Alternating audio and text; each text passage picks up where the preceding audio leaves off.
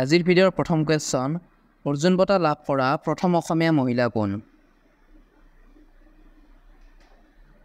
ইয়াৰ শুদ্ধ অপশ্যনটো হৈছে option number A Monalisa Barua Mehta. Question number 2 খোৰা ৰজা নামেৰে জনাজাত আহোম ৰজাজন কোন?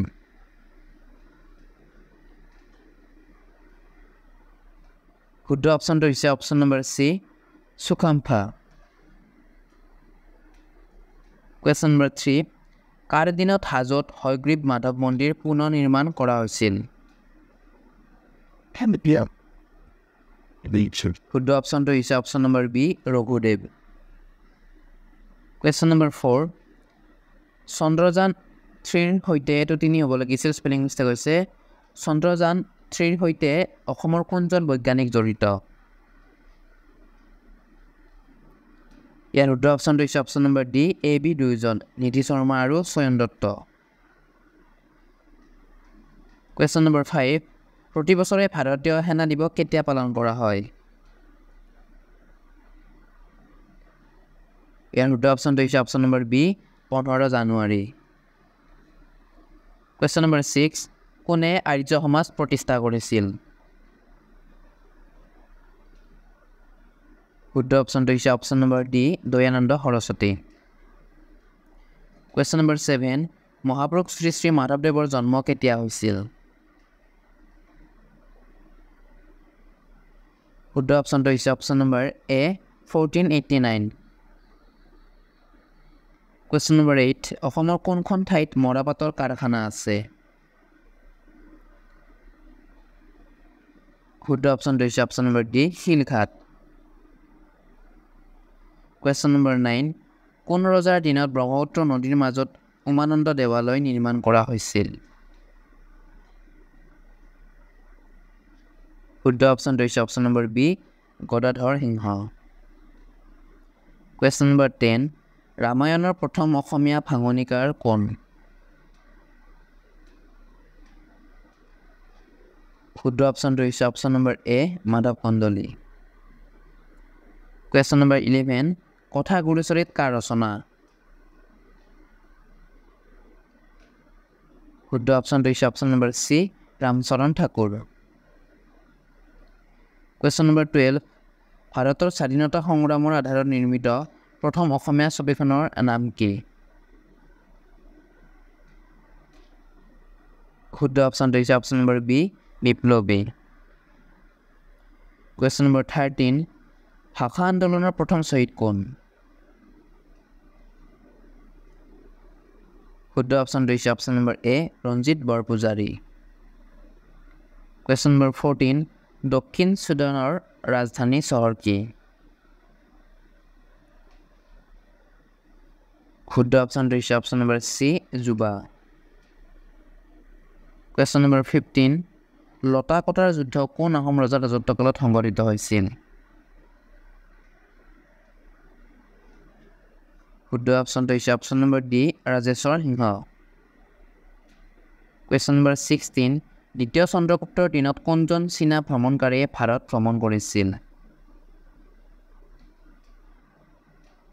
শুদ্ধ অপশ্যনটো হৈছে অপশ্যন নম্বৰ বি ফা হিয়েন। কুৱেশ্যন নম্বৰ 17 দিন ই ইলাহী ধৰ্ম কোনে প্ৰতিষ্ঠা কৰিছিল? শুদ্ধ অপশ্যনটো হৈছে অপশ্যন নম্বৰ এ আকবৰ। কুৱেশ্যন নম্বৰ 18 জামে মছজিদ কোনে নিৰ্মাণ কৰিছিল? শুদ্ধ অপশ্যনটো হৈছে option number C Shah Jahan. Question number 19 Kaziranga কেতিয়া ইউনেস্কোৰ বিশ্ব ঐতিহ্য ক্ষেত্ৰ হিচাপে ঘোষণা কৰা হয়? শুদ্ধ অপশ্যনটো হৈছে অপশ্যন নম্বৰ ডি 1985 1985 চনত। কুৱেশ্যন নম্বৰ 20 নটৰাজা মন্দিৰ কোন ৰাজ্যত অৱস্থিত?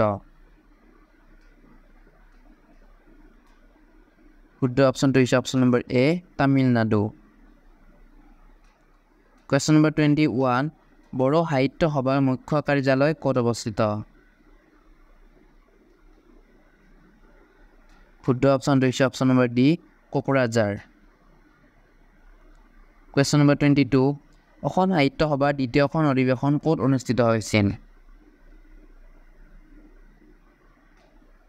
শুদ্ধ অপশ্যন দিছে option number A Goalpara question number 23 পশ্চিমবংগৰ ৰাজধানী কি শুদ্ধ অপশ্যন দিছে option number C Kolkata question number 24 pink city বুলি কোনখন ঠাইক জনা যায় শুদ্ধ অপশ্যন দিছে option number A Jaipur question number 25 hornbill উৎসৱ ক'ত অনুষ্ঠিত হয় শুদ্ধ অপশ্যন দিছে option number D Nagaland question number 26 Odissi নৃত্য কোন ৰাজ্যৰ শুদ্ধ অপশ্যন দিছে option number B Orissa question number 27 এখন ফুটবল খেল সাধাৰণতে কিমান সময়ত শেষ হয়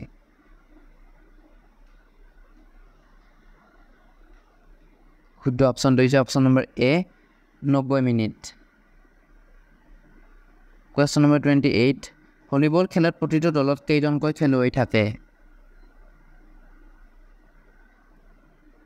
শুদ্ধ অপশ্যন দিছে অপশ্যন নম্বৰ ডি 6 জন বিশ্ব বেংকৰ মুখ্য কাৰ্যালয় ক'ত অৱস্থিত শুদ্ধ অপশ্যন দিছে option number B Washington question number 30 ভাৰতৰ নীতি আয়োগ কেতিয়া গঠন হৈছিল শুদ্ধ অপশ্যন দিছে অপশ্যন নম্বৰ এ 2015 চনত বন্ধু বান্ধৱীসকল আজিলৈকে ইমানেই আছিল যদি আপোনালোকে মোৰ চেনেলটোত নতুনকৈ আহিছে তেনেহ'লে চেনেলটো ছাবস্ক্ৰাইব কৰিবলৈ একদমেই নাপাহৰিব আৰু এইসমূহৰ প্ৰশ্নৰ ভিতৰত আপোনালোকে কেইটাৰ উত্তৰ কৰিব পাৰিলে কমেণ্টত নিশ্চয়কৈ জনাব তেন্তে আজিলৈকে ইমানে থেংকছ ফৰ ৱাচিং দ্য ভিডিঅ'